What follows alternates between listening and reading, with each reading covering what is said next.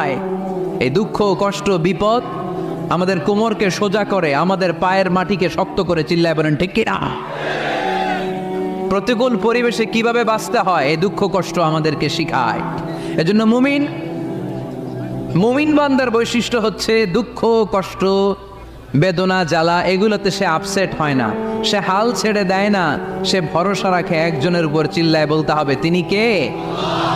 কারণ মুমিন জানে রাত্রি যত গভীর হয় অন্ধকার তমানিসা ভেদ করে সুবহে সাদিক হয়। মুমিন জানে গর্ভবতী নারীর পেটের ব্যথা যেই দিন বাড়তে থাকে ওই দিনই নতুন মেহমান আগমনের সময় ঘনাতে থাকে। মুমিন জানে তার জীবনে দুঃখ কষ্ট বিপদ যত বাড়তে থাকে সুখের দিন কাছে আসতে থাকে। এজন্য মুমিনের হারাবার কিছু নেই। ইন্না মাআল উসরি ইউসরা, ইন্না মাআল উসরি ইউসরা। নবী হে, কষ্টের পরেই আছে আনন্দ, দুঃখের পরে